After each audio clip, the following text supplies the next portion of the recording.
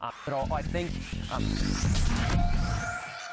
Welcome back to Switzer. At a time when we are preoccupied with the fears of the stock market slump, it could be a good time to focus on the important things in life that are also related to your business and investment life. To do that, I'm joined by Dr. Fred Grosse, Managing Director of the Institute for Management, Organisation and Motivation, who's coached some of the big names in Australian business and who has a very unique approach to generating wealth. Fred, thanks for joining us on the program. Thank you, Peter. Just to try and position you, Fred, how would you describe yourself? Some people think you're a business coach, some people think you're a business mentor, but you probably describe yourself differently. Right. I see myself as a business coach, as a mentor, and also as someone who helps people design their life. So that not only do I work with people's companies and the key people, salespeople, but I also work with their families and their heirs. And as a trained psychologist, I basically work with the larger picture that comes before me. Yeah. Do you think many of us live our lives in silos, and by doing that, it creates a lot of chaos, confusion, and collision of silos? At times, that's correct, and it's part of basically narrow thinking. And my concern always is to start from a different place. What I start with people is I say, if we work together for a while, what would you see as the ideal outcome by 2015? So we would step back and they say, well, what area? Well, certainly your business, where your kids will be, where your beloved will be, where your friends will be, where your wealth will be, where your travels will be. And I start with the broadest possible picture, and my job is to help them get there. Yeah.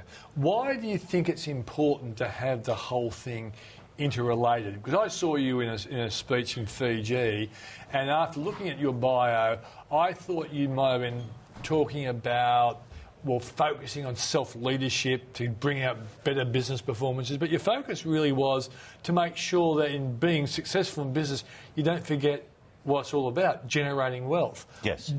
Why did you take that particular tact?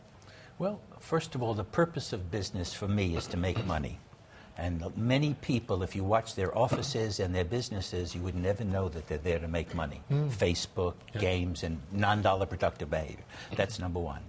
The second, as we begin to look at people, is making wealth is for a purpose. The purpose of wealth, from my point of view, is to design life and to live life.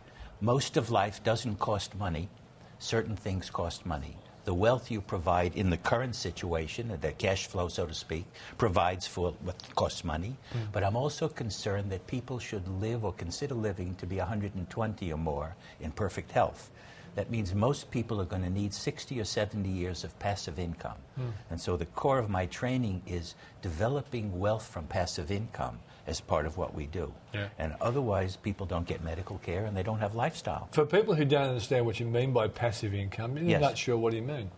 Passive income is money that comes from assets and investments. So your Rolex is not an investment, but your property is, if you're not living in it. Okay. One thing that a lot of people might have had their ears pricked up when you said people should live to 120 years. Now, you have a medical background. Yes, I do. Okay. So tell us where that thinking comes from. I'm also an ordained rabbi, Peter. Okay. All of the major patriarchs lived 120 plus years. So that's a biblical number. I actually believe physiologically the body can go beyond 120 if we work with the hormones and fitness and having reason to get up in the morning. And I feel it's silly if you hit your prime at 60 and you do your best work to 100, that if you retire at 60, you'll die within 3 years. It seems like a waste. It does. So I'm asking people to change their default setting for dying.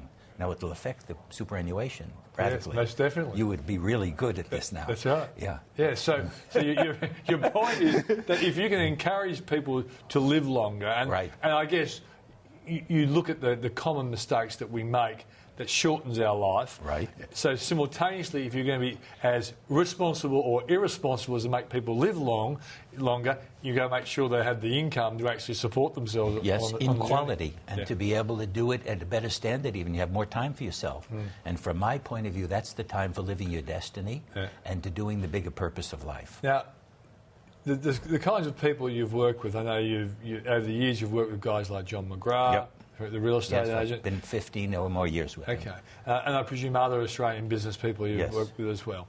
So when you manage these people or work with these people, I don't manage them. When you work with these people, you don't manage. You tell Poppy, yes. Yeah. So when you work with these people, in a sense, are you looking to help them create a whole series of plans? Because one, I guess, would be a plan around building their business up or their career. Right. The other one would be their life plan for health and fitness, right. and the other then is the financial plan as well. Yes. Even though you're not a financial planner, but you get them to actually go looking for their wealth plan.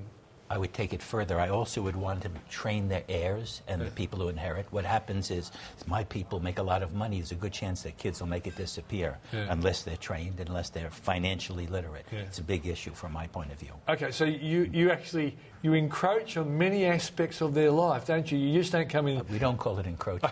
We call it coaching. That's right. But the interesting thing, when you first come on the scene and confront people with these sorts of issues, they said, I've got Fred Grosse, he's going to help me turn my business into a champion business. Yes. All of a sudden, even it's coaching, they would first see as encroaching. Like, you talk to them about living their life better. Yes. That would probably mean, what, change in diet, giving up Only cigarettes. Only if they want to live, yeah. Giving up cigarettes. Yeah. Good. Moderating their alcohol. Possibly. Well, it depends on if it's good alcohol. So I'm not a stickler in terms of giving these things up. I really think of moderation, and I'm really more concerned that they have a package of fitness and a vision of wanting to get older in good health. They're smart enough to figure that out. Okay. Now, I talked to a group at the Trading and Investment Expo in Sydney on the weekend, and one of the things I said to them is that they're self-managed super fund people. And I said, if you've got a self-managed super fund, you actually have to have a written-down investment strategy. Yes. And that's the plan. Yes. Is that the kind of thing you would recommend the business people you coach, that they need to have a written down plan on how the success in business ultimately will be channeled into investments, passive investments? Yes, but I wouldn't be the one making the plan. No. I would be connecting them with people they trust and who are knowledgeable. I would also be asking them to see, one, are they living a life worth living? Because it's possible they can make lots of money and die with regrets. In other words, many people don't put themselves at the center of their life. So yes, money is very important to fund your life.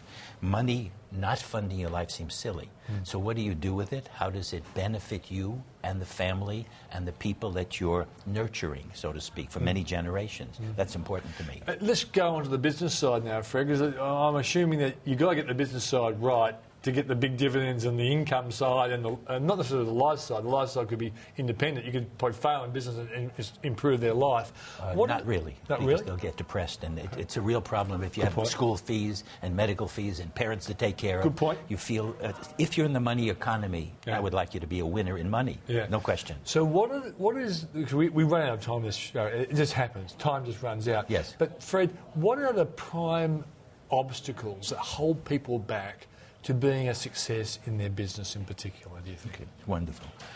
Most people don't plan far enough ahead with contingency plans. So I would love everyone to have a plan for this recession. I prepared people in America for the 2005-2008 bubble. I asked them to go to cash. And so one is to have a plan for different contingencies, to have a plan for exiting the business whenever that is, to have a plan if they were to get sick or something like that would happen, which would be backup of insurance. And from the plan to have people critique it. Usually you get a plan, then you go to the person's competitor to shoot holes in the plan. Because you don't want to hear oops when the will is read and you're paying back your first wife who walked off with your best friend, and you don't want to hear oops in a medical situation. So part of the planning is to field test it and to have people criticize it to see if it really will work. Because in that great book, From Good to Great, Jim Collins made the point that the really successful CEOs confronted the brutal truth. And invariably they had people. That's what you're basically saying, is that you I represent that. You need people who are not yes people, who don't help you hallucinate and sort of get off the wrong end, but keep saying, how are you going to prepare for this? I don't agree with you. Let's check it out with people who have points of view until we all agree that this can work. Okay. Do you often in the early part get pushback from people because you are asking them to challenge themselves? And I know with leadership, you can't lead other people until you lead yourself first. Do you get pushback when you ask them to change? I don't ask them to change. I ask them to help with me to externalize their goals, their hopes, their dreams, and their plan. Yeah. And my job is to sit with them and say, okay, how are we going to get there? And how can I help you in that process? And how would you get lost along the way? And who's going to shoot at it? So I'm not pushing them. I'm actually walking alongside them. Okay. It's a difference. Okay. And I know how to get through all the mazes. Okay. One last question, Fred. Yes. You gave me a DVD, and it's Black Belt. Tell me the title and explain why you use that title. Okay. I believe that human beings have control over everything inside of them. Yeah. They have control of many aspects of life. What happens is they confuse what comes in as making them unhappy and so forth. That's just not so. Whatever comes in is called life. I train people to be black belts of whatever life deals them, whether it be money, beloveds, raising kids, travel, languages, giving back. And so I train people to be masters of whatever life will offer and to enjoy the adventure. Okay, we're out of time. Your website, if people want to check out the stuff you do? Dr. Fred, www.drfredgrosse.com. Mate, thanks for joining us on the program. It's always a pleasure talking to you. It's my pleasure, Peter. That's the show, but before we go, and early in the show I dumped on the nincompoops in Europe who've not managed their debt and bond challenges professionally. And this was the main driver of the sell-off on Friday, underpinning this nervousness were the buffheads masquerading as politicians on Capitol Hill in Washington. But the final and telling episode in this American financial comedy of errors was the timing of Standard & Poor's in announcing the downgrade in the credit rating of the USA. Now remember, the other two ratings agencies, Fitch and Moody's, have not changed their rating, and so it is 2 against 1. But mind you, the really annoying aspect of S&P's role in today's 2.9% slump in Aussie shares is that it was the same organisation that misrated the financial products that were built on US subprime loans, and their mistakes were a big contributor to the GFC and the related stock market crash. So in a sense, Standard & Poor's left the stable door open that allowed the GFC horses to bolt. And now they look like they are trying to burn down the stable to cover up the evidence. That said, they were aided and abetted by the dopey members of the US Congress with the recent debt squabbling. Right now, the incompetence of European and US politicians are actually making our mob in Canberra look half decent, and that's a very big call for me. If you want more Switzer, check out my website, switzer.com.au, and if you've got any questions for me or ones you'd like me to put to an expert, email me switzer@skynews.com.au. I'm Peter Switzer. Thanks for watching. See you tomorrow night.